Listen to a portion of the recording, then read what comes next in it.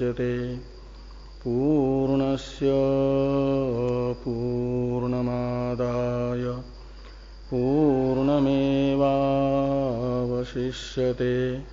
ओम शांति शांति शांति। शंकरं शंकराचार्यं केशवं बादरायणं सूत्रभाष्य कृतो वंदे भगवन्तो पुनः पुनः। ईश्वरो गुरुरात्मेति मूर्तिभेद विभागिने व्योमवद्व्याप्तदेहाय दक्षिणामूर्तये नमः। ओम शांति शांति शांति।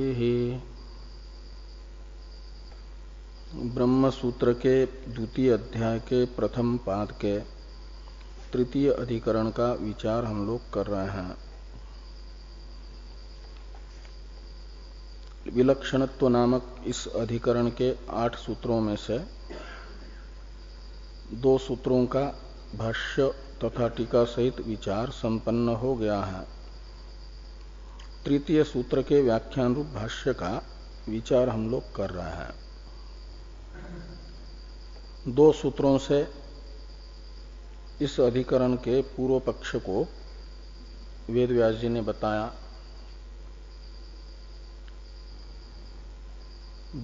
जगन न ब्रह्म प्रकृतिकम विलक्षणत्वात्, इस तर्क को आधार बना करके सांख्यों ने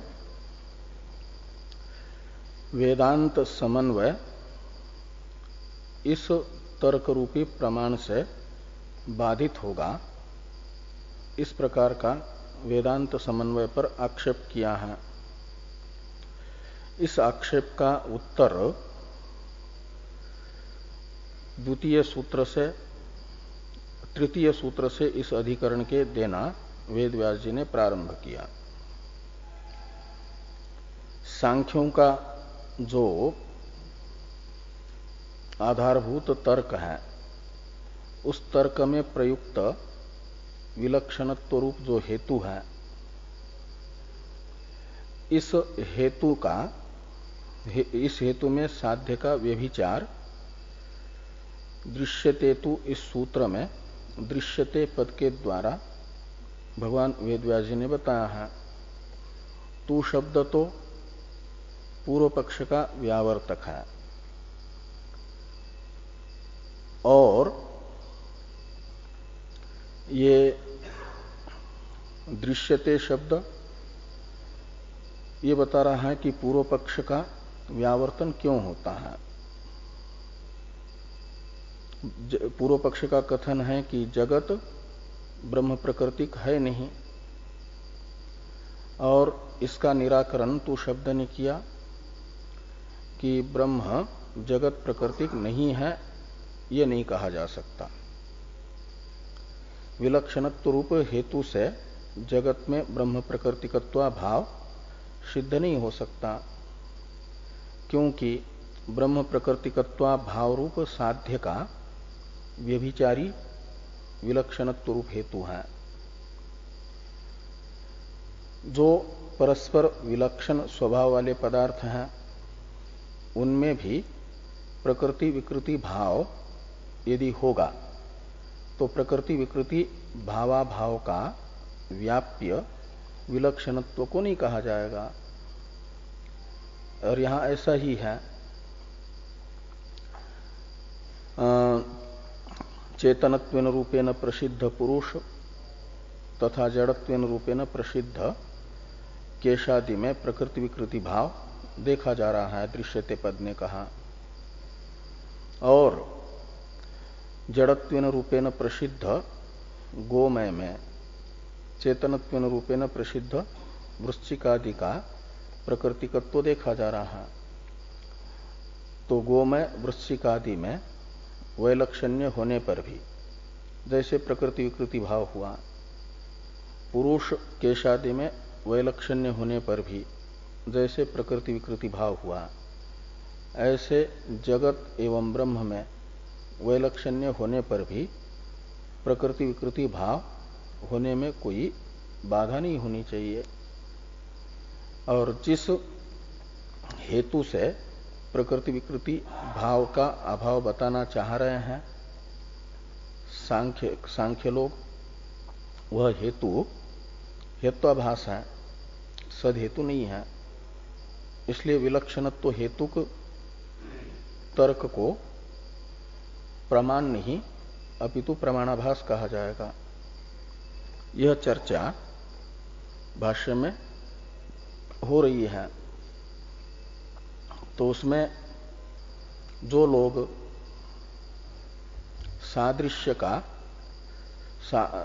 सादृश्य को मानते हैं प्रकृति विकृति भाव के प्रयोजक, प्रकृति विकृति भाव का प्रयोजक है सादृश्य, जिन पदार्थों में समानता होगी उन्हीं पदार्थों का सादृश्य होगा, इस प्रकार का जिनका नियम है। तो उनको ये पूछा जाएगा कि आत्यंतिक सादृश्य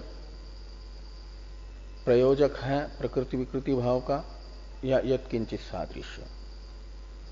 आत्यंतिक सादृश्य को यदि प्रकृति विकृति भाव का प्रयोजक मानेंगे तो फिर प्रकृति विकृति भाव ही नहीं बन पाएगा, सर्व समानता हो जाएगी। तो ये प्रकृति है, यह विकृति है, यह विशेष नहीं रह पाएगा। हाँ, प्रकृति विकृति भाव नहीं बन पाएगा। और यत्किंचित सादृश्य तो जैसे घट और मृत में है, ऐसा ब्रह्म तथा जगत में भी सत्तारूप सादृश्य देखा ही जा रहा है। तो ब्रह्म तथा जगत का भी यत्किंचित सादृश्य को लेकर के प्रकृति विकृति भाव बन सकता है। और जो विलक्षणत्व रूप हेतु है जिसको लेकर के जगत में ब्रह्म प्रकृतिकत्व भाव सिद्ध करना चाह रहे हैं सांख्य लोग, उस विलक्षणत्व के विषय में सिद्धांतियों ने सांख्यों के प्रति 3 विकल्प किए कि विलक्षणत्व का क्या स्वरूप है। जगत में ब्रह्म का विलक्षणत्व है, उस विलक्षणत्व का अर्थ क्या ब्रह्म के समस्त धर्मों का जगत में अनुवर्तन ये विलक्षणत्व का स्वरूप है, या जगत में ब्रह्म के यत्किंचित धर्म का अनुवर्तन ये विलक्षणत्व है जगत में ब्रह्म का, अथवा ब्रह्म के चैतन्य धर्म का जगत में अनुवर्तन ये जगत में ब्रह्म का विलक्षणत्व है। ये 3 विकल्प सांख्यों के आधारभूत तर्क में प्रयुक्त विलक्षणत्व रूप हेतु के विषय में हुए। उनमें से ये बताया गया कि जो लोग प्रथम विकल्प लेंगे, सांख्य यदि ये कहते हैं कि हमारे अनुमान में प्रयुक्त जगत में ब्रह्म विलक्षणत्व हेतु का स्वरूप है ब्रह्म के समस्त धर्मों का जगत में अनुवर्तन होने के कारण ब्रह्म तथा जगत में प्रकृति विकृति भाव नहीं होगा, ये हमारा कथन है। ऐसा यदि सांख्य कहना चाहेंगे तो सांख्यों का ये अभिप्राय निकलेगा कि प्रकृति विकृति भाव उन्हीं पदार्थों में होगा जहां पर कार्य में कारणगत समस्त धर्मों का अनुवर्तन होगा। वैलक्षण्य है कारण के समस्त धर्मों का कार्य में अनुवर्तन। तो कारण के यानी समस्त धर्मों का कारण के कार्य में अनुवर्तन ये यदि विलक्षणत्व है तो साम्य क्या हुआ?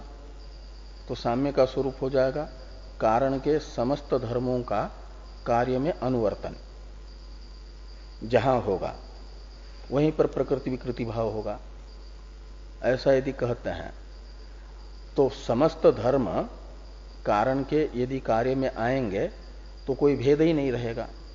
तो फिर शुरू में जैसा कहा था आत्यंतिक साम्य बताते समय, तो कार्य कारण का उच्छेद ही होगा, कार्य कारण भाव नहीं बन पाएगा।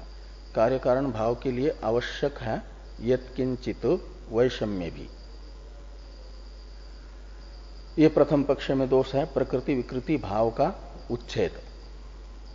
और इसलिए प्रकृति विकृति भाव का संपादन करने के लिए प्रथम पक्ष को तो छोड़ना पड़ेगा विलक्षणत्व के विषय में।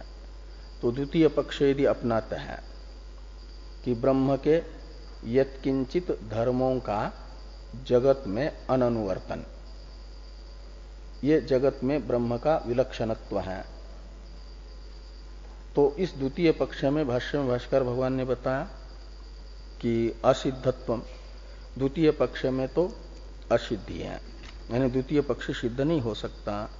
क्यों कहते? इसलिए कि हमने पहले बता दिया है यत्किंचित सादृश्य बताते समय कि ब्रह्म में जो सत्तारूप स्वभाव है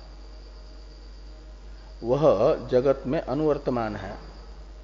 तो यत्किंचित धर्म शब्द से, यस्य कस्यचित धर्म शब्द से लिया जाएगा सत्तारूप धर्म को, उसका तो अननुवर्तन ही है, अनुवर्तन ही है। इसलिए यस्य कस्यचित धर्मस्य अननुवर्तनम विलक्षणत्वम ये कहते हैं। तो यहां पर तो सत्तारूप धर्म का अनुवर्तन ही है, अननुवर्तन रूप विलक्षणत्व है नहीं। तो फिर वो हो जाएगा क्या नाम, प्रकृति विकृति भाव बन जाएगा, विलक्षणत्व सिद्ध नहीं हो पाएगा।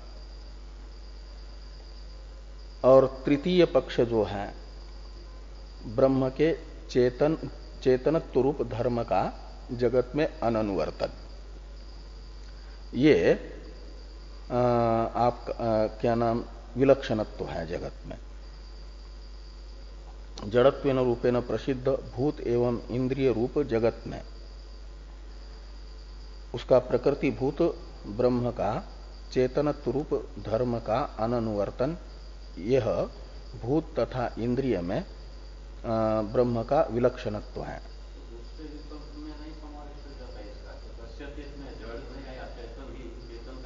हाँ, यानी वहां यस्य कस्यचित शब्द से तो, हाँ नहीं, यस्य कस्यचित शब्द से तो पकड़ना है कोई भी एक धर्म, हाँ किसी भी धर्म का अननुवर्तन, ऐसा सामान्य रूप से। और यहाँ धर्म विशेष लिया गया है कि चेतनत्व रूप धर्म विशेष का अननुवर्तन, ये वैलक्षण्य है। और यस्य कस्यचित कहने से सामान्य रूप से कोई भी धर्म लेना है, उसका अननुवर्तन विलक्षणत्व। और यहां पर बताया जा रहा है कि धर्म विशेष जो चेतनत्व उसका अननुवर्तन तृतीय विकल्प में वो विलक्षणत्व है। ऐसा यदि सांख्य कहते हैं तो सांख्यों का जो ये तृतीय विकल्प है इसमें दोष बताया जा रहा है। तृतीय तो दृष्टांता भाव, तो तृतीय विकल्प में दृष्टांता भाव नाम का दोष है। यानी चेतन का चेतन ब्रह्म रूपी प्रकृति में रहने वाला चेतनत्व धर्म उसके विकारभूत कार्य में न आना, ये विलक्षणत्व है। और इस विलक्षणत्व के कारण भूत तथा ब्रह्म में प्रकृति विकृति भाव नहीं होगा। ऐसा यदि सांख्य कहना चाहेंगे तो इसमें दृष्टांता भाव नाम का दोष आता है, क्योंकि सिद्धांत में तो ये दृष्टांता भाव को ही स्पष्ट कर रहे हैं स्वयं भाष्कर भगवान, किम ही इत्यादि से। किम ही यत् चैतन्येन अनन्वितम तद अब्रह्म प्रकृतिकम दृष्टम इति ब्रह्मवादिनम प्रति उदाहरियेत।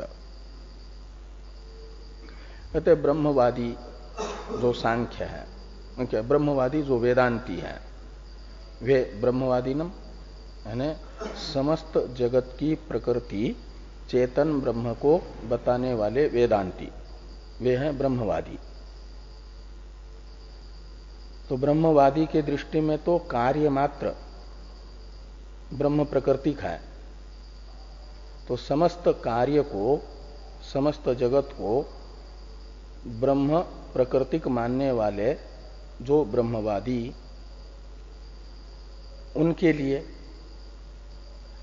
ऐसा कोई उदाहरण बताना पड़ेगा सांख्यों को कि ये अचेतन वस्तु अचेतन होने के कारण ब्रह्म प्रकृतिक नहीं है। ऐसा उभय सम्मत दृष्टांत होता है ना, तो उभय सम्मत कोई ना कोई दृष्टांत दिखाना पड़ेगा। तो दृष्टांत के लिए पक्ष और दृष्टांत ये दोनों अलग अलग होते हैं। जैसे पर्वतो वन्यमान धूमात यो यो धूमवान स स अग्निमान यथा महानसम, इसमें महानस ये पर्वत रूपी पक्ष से अलग दृष्टांत है। दृष्टांत कहा जाता है निश्चित साध्यवान दृष्टांत होता है, जहां साध्य का निश्चय है, उसे दृष्टांत कहते हैं, अन्वय दृष्टांत। और संदिग्ध साध्यवान पक्ष होता है, साध्य का जहां पर संदेह बने वह पक्ष।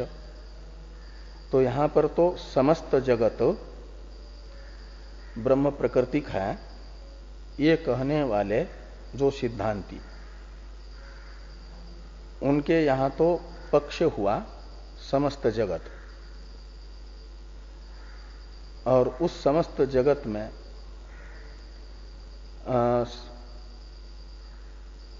कोई भी ऐसा कार्य उदाहरण पूर्व पक्षी को बचे सिद्धांति तो ये करे कि समस्त जगत में ब्रह्म प्रकृतिकत्व है।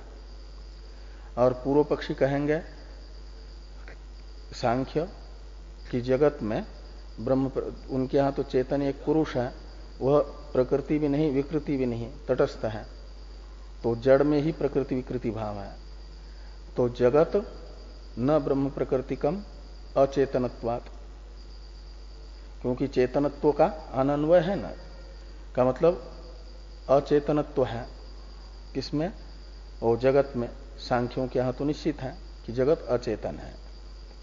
तो अचेतनत्व रूप जो पक्ष क्या नाम हेतु है, इस हेतु का और साध्य का जहां पर निश्चय हो, यत्र यत्र चेतनत्वम यत्र यत्र अचेतनत्वम तत्र तत्र ब्रह्म प्रकृतिकत्वा भाव, यथा ऐसा दिखाने के लिए कोई ना कोई वस्तु होनी चाहिए, दिखाना दृष्टांत दिखाना पड़ेगा उनको कि ये दृष्टांत है, यहां पर अचेतनत्व है और ब्रह्म प्रकृतिकत्वा भाव भी है करके ये सिद्ध करने वाला। ऐसा कोई दृष्टांत नहीं मिलता है। किनके लिए? जहां पर उभय सम्मति हो, वेदांती भी ऐसा कोई एक कार्य स्वीकार करे अचेतन, जो ब्रह्म का कार्य न हो और अचेतन हो, उसमें ब्रह्म प्रकृतिकत्व न हो, तब तो दृष्टांत बनेगा ना, उभय सम्मत दृष्टांत होता है। जैसे पर्वत में वन्नी का संदेह करने वाले व्यक्ति को भी मानस में वन्नी का निश्चय है, इसलिए वो दृष्टांत बन जाएगा। और जिनको संदेह नहीं है, निश्चय है, वो भी वहां पर वन्नी देख रहा है, उभय सम्मत दृष्टांत माना जाता है। ऐसा कोई ना कोई कार्य विशेष दिखाना पड़ेगा जो सिद्धांति भी ये स्वीकार करे कि अचेतन है और ब्रह्म, उसमें ब्रह्म प्रकृतिकत्व नहीं है। ऐसा कोई दृष्टांत सांख्य समस्त कार्य को ब्रह्म प्रकृतिक मानने वाले वेदांतियों के सामने नहीं रख पाते। ये यहां पर कहा कि किम ही, किम शब्द आक्षेपार्थ में है,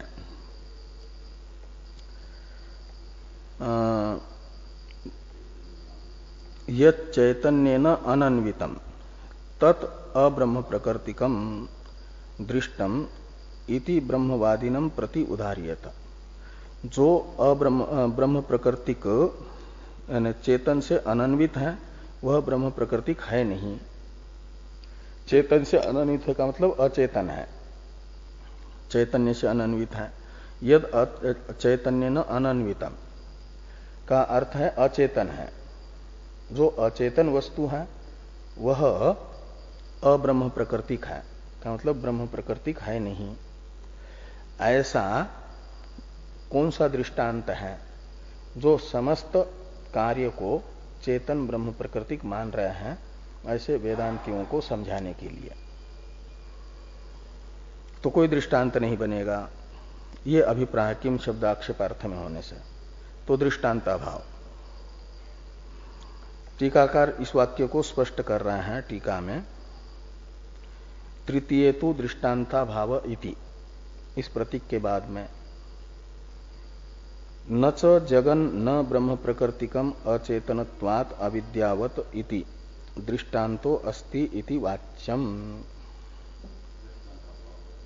क्यों? तो कहते हैं अनादित्वस्य उपाधित्वात्। तो दृष्टांताभाव को स्पष्ट कर रहे हैं। शुरू वाले नच को वाच्यम के साथ अन्वित करिए।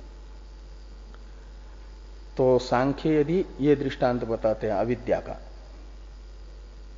जगत न ब्रह्म प्रकृतिकम अचेतनत्वात् अविद्यावत, जब चैतन्य का अननुवर्तन ही विलक्षणत्व है सांख्यों के यहां तृतीय पक्ष में, तो वहां जगत न ब्रह्म प्रकृतिकम विलक्षणत्वात् के जगह लिखना पड़ेगा अचेतनत्वात्, क्योंकि विलक्षणत्व का स्वरूप हुआ चैतन्य का अननुवर्तन का मतलब चैतन्य का अनन्वय।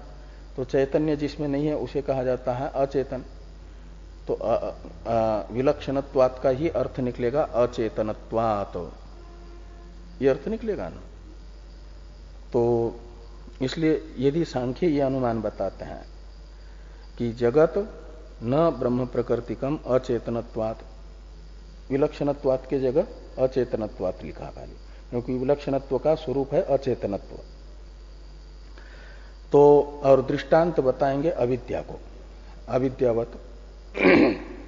तो व्याप्ति होगी यत्र यत्र अचेतनत्वम तत्र तत्र ब्रह्म प्रकृतिकत्वा भाव यथा अविद्या।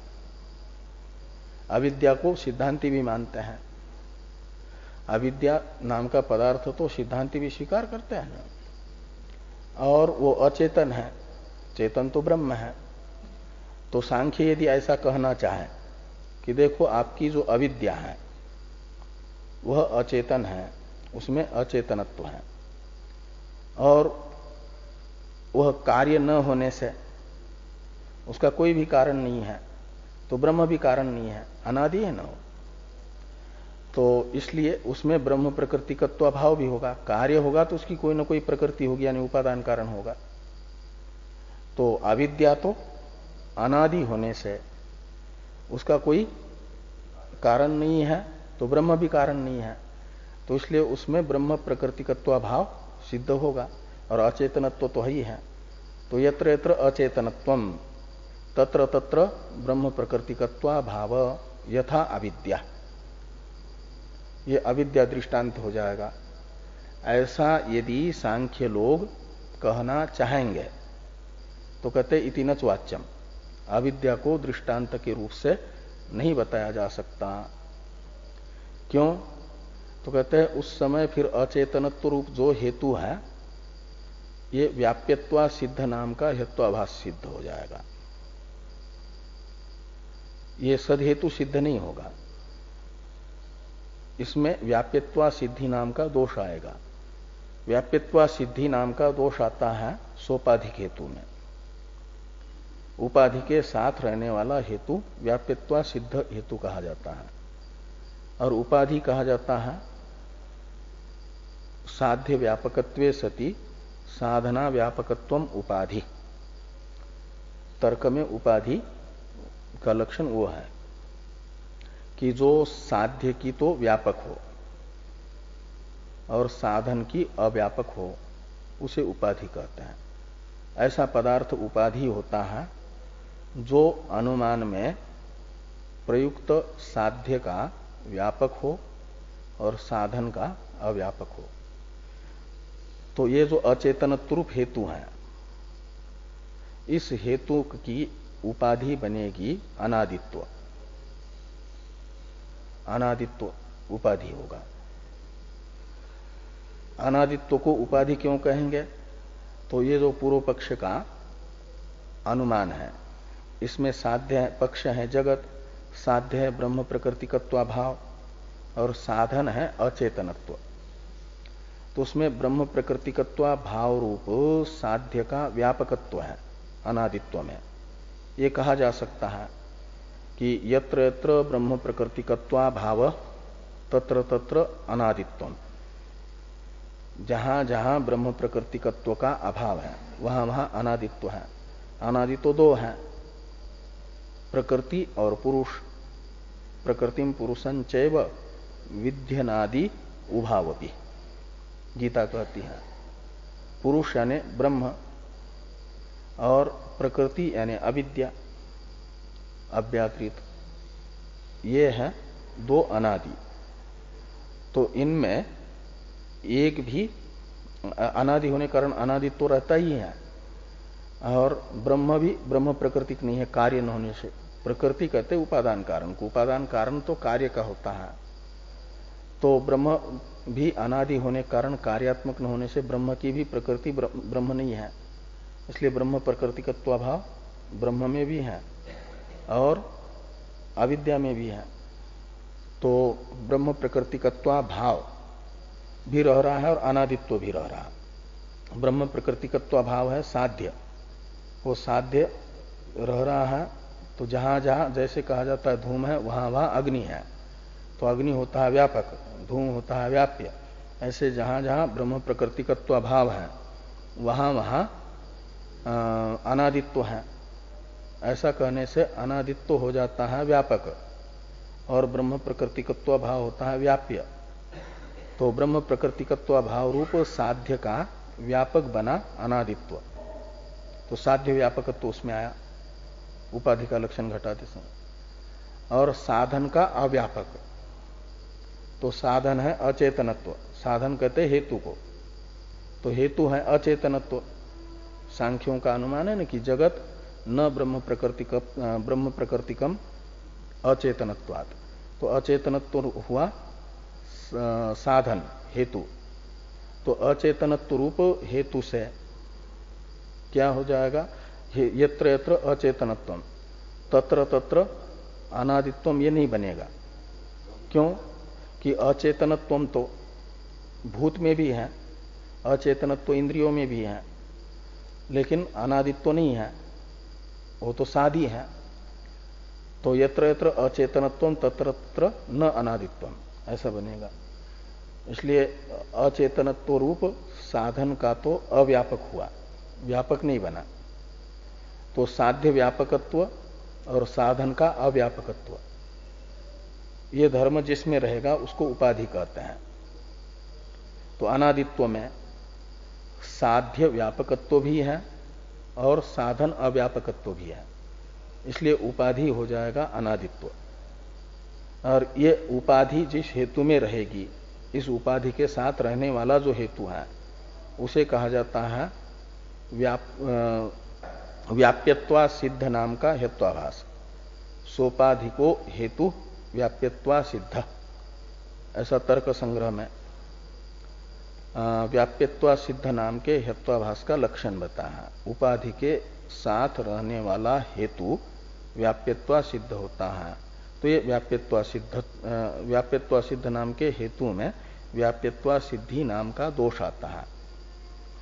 जैसे विलक्षणत्व में शुरू में व्यभिचार नाम का दोष बताया। व्यभिचार नाम का दोष जिसमें रहेगा उसे सब व्यभिचार नाम का हेत्वाभास कहा जाता है। व्याप्यत्वा सिद्धि नाम का दोष जिसमें रहेगा वो होता है व्याप्यत्वा सिद्ध नाम का हेत्वाभास। और हेत्वाभास से युक्त जो अनुमान है उसे अनुमानाभास कहा जाता है, प्रमाणाभास कहा जाता है, प्रमाण नहीं। प्रमाण के तरह दिख रहा है लेकिन प्रमाण नहीं है, ऐसा कहा जाता है। तो इस दृष्टि से यहां पर टीका में लिखा टीकाकार ने कि जगत न ब्रह्म प्रकृतिकम अचेतनत्वात् अविद्यावत इति दृष्टांतो अस्ति इति नच वाच्यम।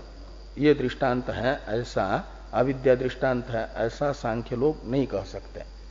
इति नच वाच्यम का अर्थ है क्यों? कहते अनादित्व से उपाधित्वात्, जो अनादित्व धर्म है ये उपाधि होगा। साध्य व्यापक है ये और साधन का अव्यापक है अनादित्व धर्म, और इस अनादित्व धर्म से युक्त अचेतनत्व रूप हेतु होने से व्याप्यत्व सिद्ध नाम का ये हेत्वाभास है।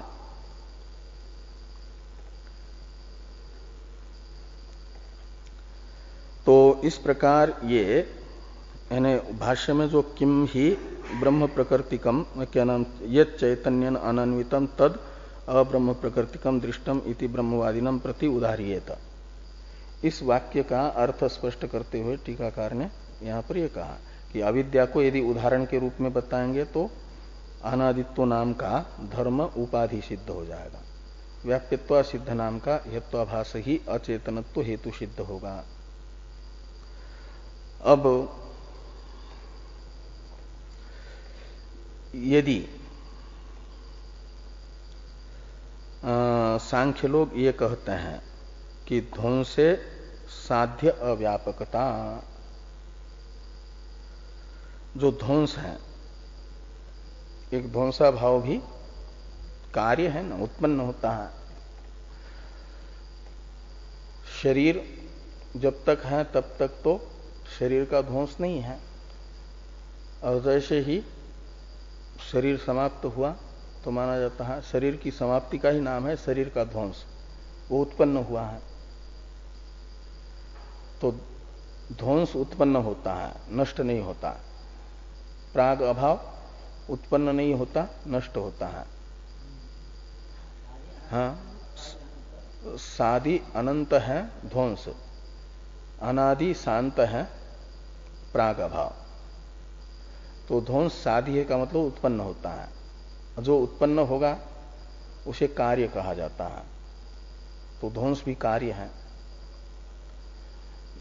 लेकिन वो अभावात्मक है, तो उसकी प्रकृति तो सत जो ब्रह्म है वो नहीं बनेगी। इसलिए उसमें ब्रह्म प्रकृतिकत्वाभाव है ऐसा यदि, और ब्रह्म प्रकृतिकत्वाभाव ध्वंस में है,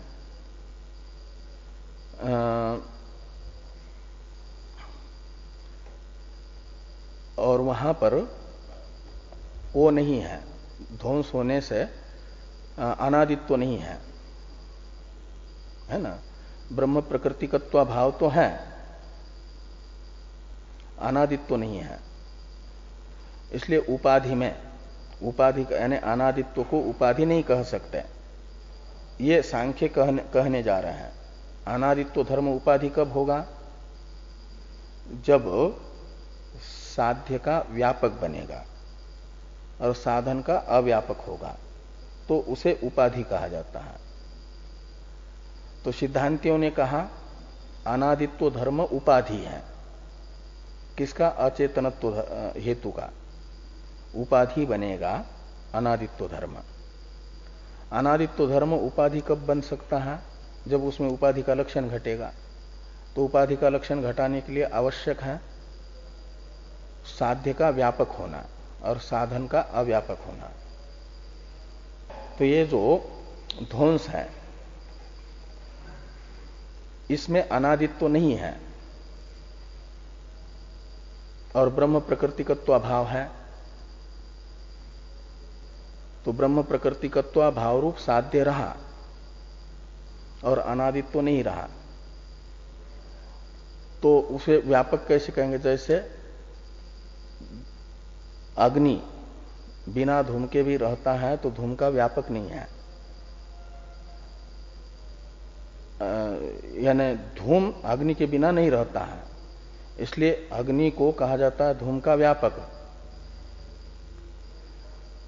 ऐसे ये ब्रह्म प्रकृतिकत्व भाव रूप जो साध्य है, यह साध्य जहां रहेगा वहां व्यापक का रहना आवश्यक, यानी व्याप्य जहां रहता है वहां व्यापक का रहना आवश्यक होता है, व्यापक का रहना आवश्यक होता है। तो ये जो ध्वंस है उसमें ब्रह्म प्रकृतिकत्वाभाव है और अनादित्व नहीं है, उत्पन्न हुआ इसलिए अनादित्व नहीं है। तो उपाधि तो कहा जाता है साध्य का जो व्यापक हो, और साध्य व्याप्य हो जाएगा। तो साध्य यदि व्याप्य है तो व्यापक के बिना नहीं रहेगा।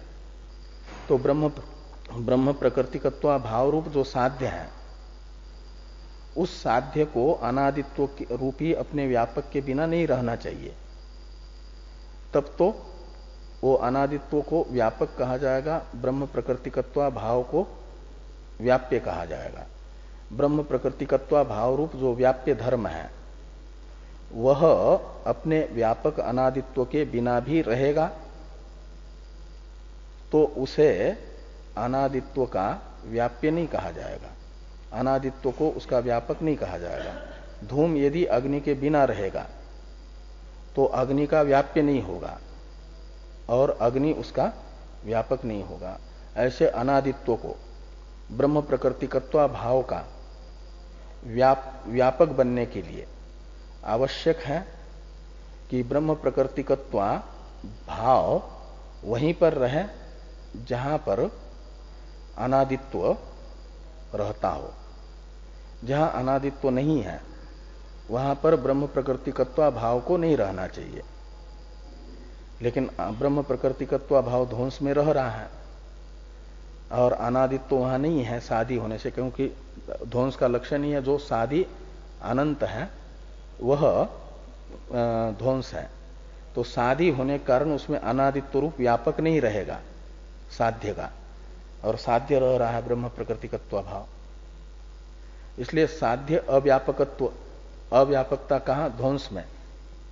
अनादित्व न होने से साध्य का अव्यापक हुआ कौन? अनादित्व, और उसमें साध्य अव्यापकता रहेगी अनादित्व में। किस स्थल पर? ध्वंस में, ध्वंस रूपी स्थल पर। ऐसा यदि सांख्य कहते हैं तो ये पहले सांख्यों की शंका हुई कि ध्वंसे साध्य अव्यापकता, ध्वंसे साध्य अव्यापकता का अर्थ है कि ध्वंस रूपी कार्य विशेष स्थल में, ध्वंस ये साधी पदार्थ है, वहां अनादित्व नहीं रहता, और लेकिन ब्रह्म प्रकृतिकत्व भाव रूप साध्य रह रहा है। का मतलब अनादित्व रूप धर्म के बिना भी ब्रह्म प्रकृतिकत्व भाव रह रहा है। तो ब्रह्म प्रकृतिकत्व भाव रूप साध्य को अनादित्व का व्याप्य नहीं कहा जाएगा, अनादित्व को ब्रह्म प्रकृतिकत्व भाव रूप साध्य का व्यापक नहीं कहा जाएगा, अव्यापक कहा जाएगा। और अव्यापक होगा तो उसमें साध्य अव्यापकता ही आएगी। और अनादित्व रूप धर्म यदि साध्य का अव्यापक होगा तो उसे उपाधि नहीं कहा जाएगा। फिर इस अभिप्राय से ये लिखा है। उपाधि का लक्षण ठीक से ध्यान में आएगा तो ये पंक्ति लगेगी, नहीं तो नहीं लगेगी। अनादित्व धर्म में ब्रह्म प्रकृतिकत्व भाव रूप साध्य का व्यापकत्व नहीं है। ये यहां पर ध्वंस से साध्य व्यापकत्व, साध्य अव्यापकता, इन शब्दों से सांख्य लोग कहना चाह रहे हैं। तो साध्य का अव्यापक यदि अनादित्व बनेगा तो फिर उपाधि नहीं होगा, और उपाधि नहीं होगा तो अचेतनत्व हेतु हेत्वाभास सिद्ध न होकर के सद हेतु सिद्ध होगा, और सद हेतु सिद्ध होगा तो फिर ये जो अनुमान है जगत न ब्रह्म प्रकृतिकम अचेतनत्वात् अविद्यावत, ये दृष्टांत सिद्ध हो जाएगा। और तृतीय जो विकल्प है मूल में वो सिद्धांत पूर्व पक्षी के लिए साधक बन जाएगा, ये सद अनुमान माना जाएगा। और ये हो जाएगा तो फिर वेदांत समन्वय का बाद होगा। ये सब ध्यान में रख करके पूर्व पक्षी प्रयास कर रहे हैं कि अनादित्व में उपाधित्व सिद्ध न हो, अचेतनत्व रूप हेतु का उपाधित्व सिद्ध न हो।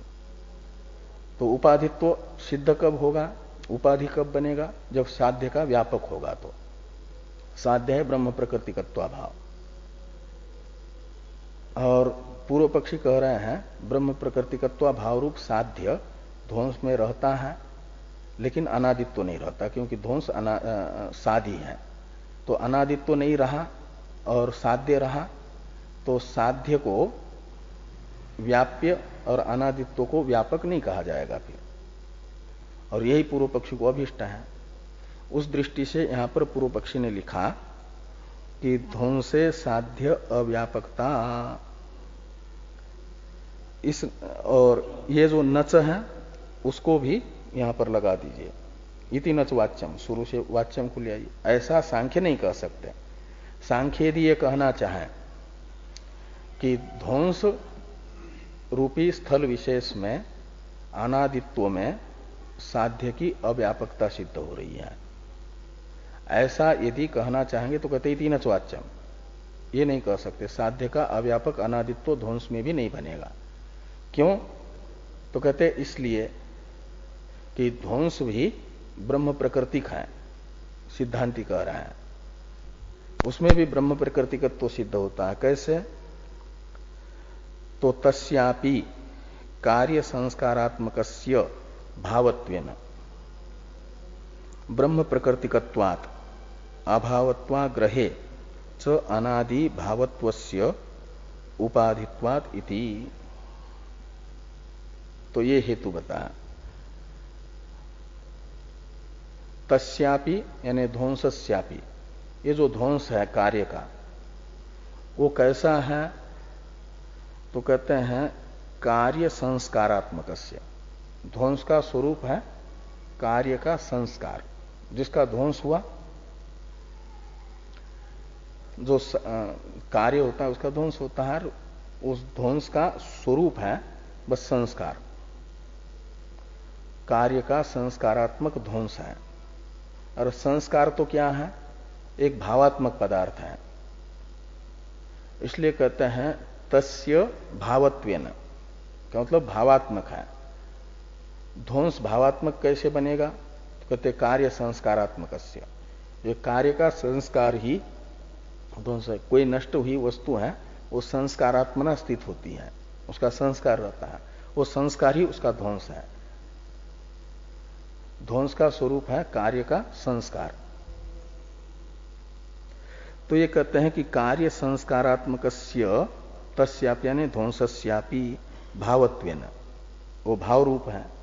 और भाव रूप होने से क्या होगा कि जो भी भावात्मक पदार्थ हैं कार्य रूपी, वे ब्रह्म प्रकृतिक है।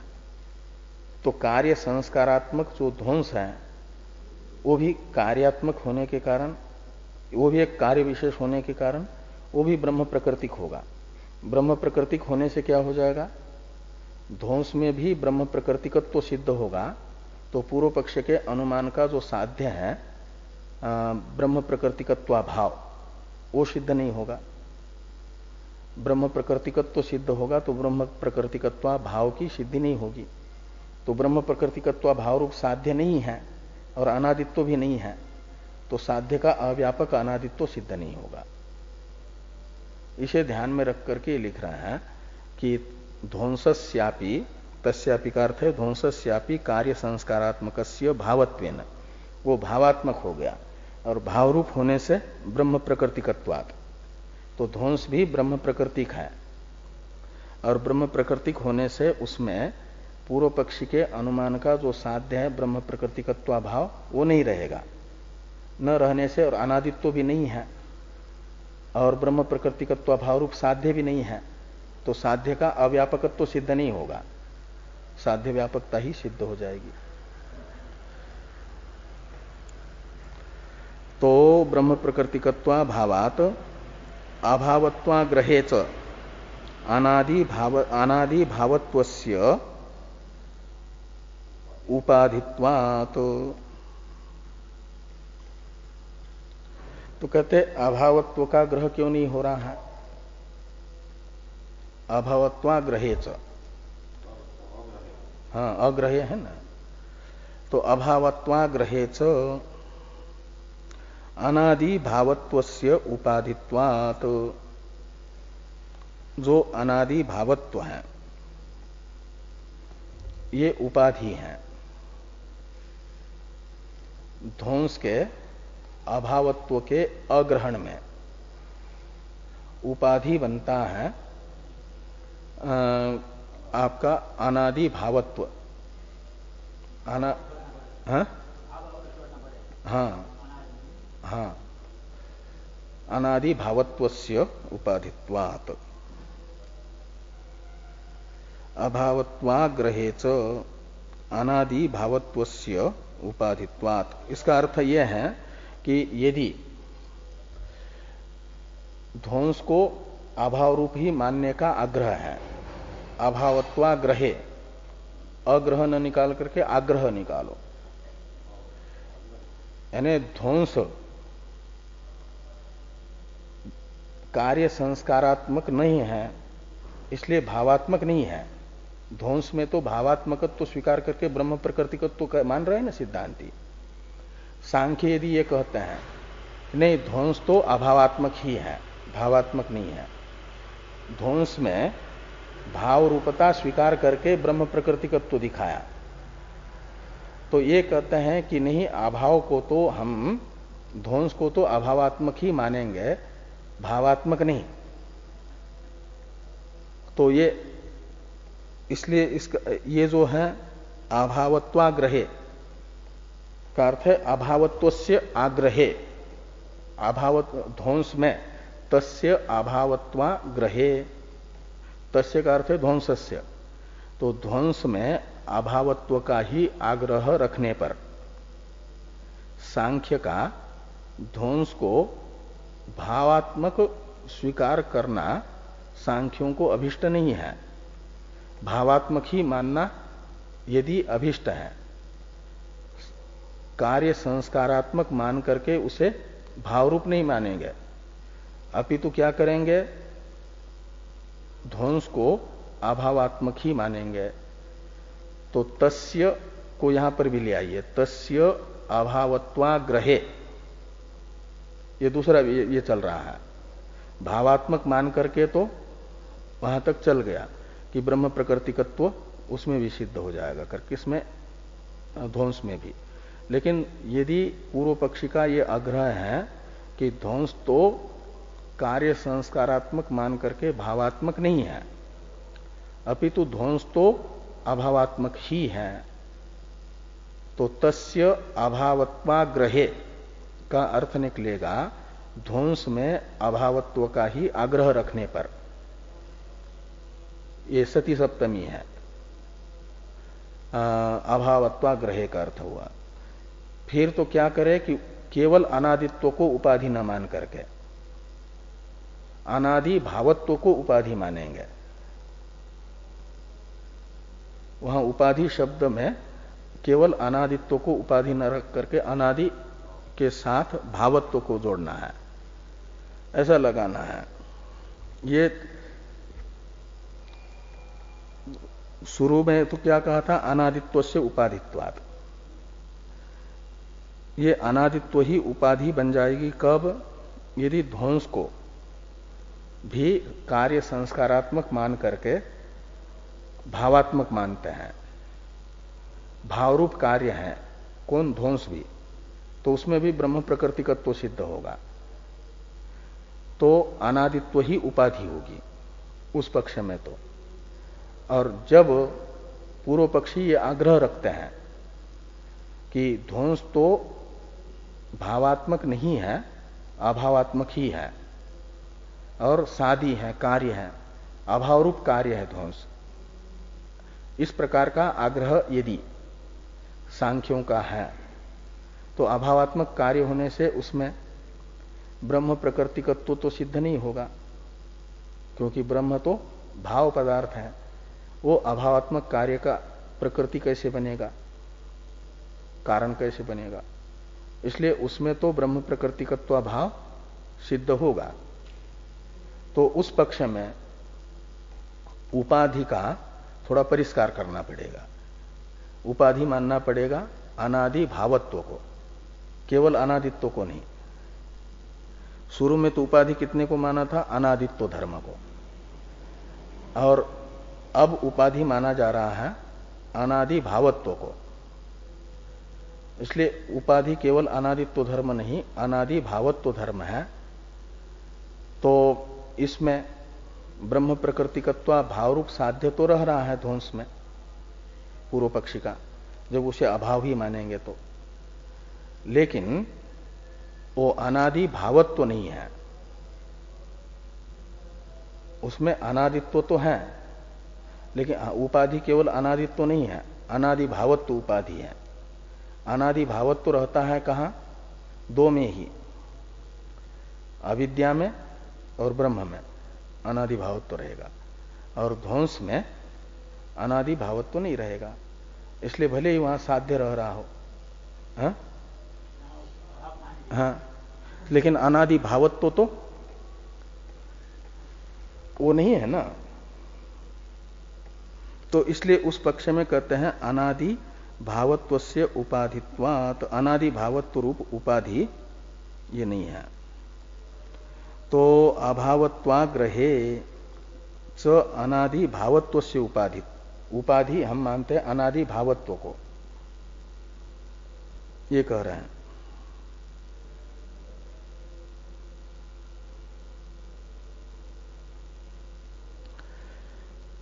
तो इस प्रकार ये जो तृतीय विकल्प था उसमें दृष्टांता भाव रूप जो एक ये था वो सिद्ध हुआ दोष। इसलिए सांख्य लोग जगत में ब्रह्म विलक्षणत्व का स्वरूप चेतन का अननुवर्तन भी नहीं मान सकते, ये यहां तक कहा है एक प्रकार से। अब आगे आगम विरोधस्तु प्रसिद्ध एव, ये जो भाष्य वाक्य है इसका अवतरण है टीका में। संप्रति कल्पत्रय साधारणम दोषम आह आगमेति। तो ये जो तीन विकल्प थे विलक्षणत्व के विषय में, इन तीन विकल्पों में से एक एक विकल्प में आने वाला जो दोष है उसे बता दिया।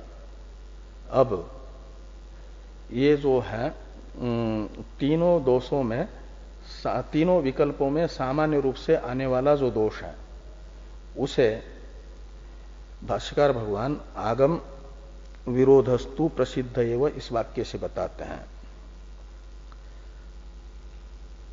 चाहे विलक्षणत्व को ब्रह्म के समस्त धर्मों का अननुवर्तन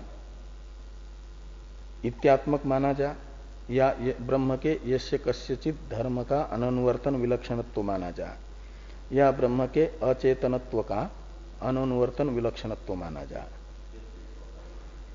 हाँ, चेतनत्व का अननुवर्तन, ब्रह्म के चेतनत्व धर्म का अननुवर्तन विलक्षणत्व है, ये माना जाए। तो इन तीनों पक्षों में आगम विरोध यानी वेद विरोध नाम का दोष तो प्रसिद्ध ही है, क्योंकि वेद ये तो वा इमानी भूतानि जायन्ते ये न जातानि जीवंती इत्यादि वचनों से जगत में ब्रह्म प्रकृतिकत्व बता रहा है, और इन तीनों पक्षों में विलक्षणत्व रूप हेतु क्या कर रहा है? विलक्षणत्व का इन तीन में से कोई भी स्वरूप मानेंगे तो वेद विरुद्ध अर्थ, वेद तो जगत में ब्रह्म प्रकृतिकत्व बता रहा है, और ये विलक्षणत्व के तीनों विकल्पों में से कोई भी विकल्प लेते हैं तो ब्रह्म प्रकृतिकत्व अभाव बता रहे हैं। तो ये तर्क जो है आगम यानी वेद विरुद्ध होगा। तो वेद का विरोध, ये तो तीनों विकल्पों में समान दोष है। तो आगम विरोधस्तु प्रसिद्ध एव। अब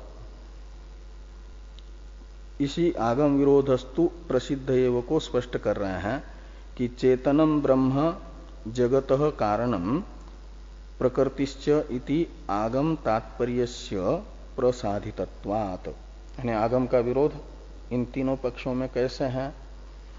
तो कहते इसलिए कि प्रथम अध्याय के द्वारा ये सिद्ध किया गया कि चेतन ब्रह्म ही समस्त जगत का कारण यानी निमित्त कारण भी है, कर्ता भी है, और प्रकृति यानी उपादान कारण भी है। इसी को तो प्रथम अध्याय के द्वारा बताया गया है। तो ये कहते हैं कि चेतनम ब्रह्म जगतः कारणम प्रकृतिश्च इति आगम तात्पर्यस्य, वेद का तात्पर्य इसी में है कि जगत का अभिन्न निमित्त उपादान कारण ब्रह्म है। इसी में वेद के तात्पर्य का प्रथम अध्याय के द्वारा निर्धारण होने से, हाँ, तो ये क्या हो गया कि वेद का विरोध इस तर्क के साथ तो स्पष्ट ही है। अब यत्तु उक्तम इत्यादि से सांख्यों का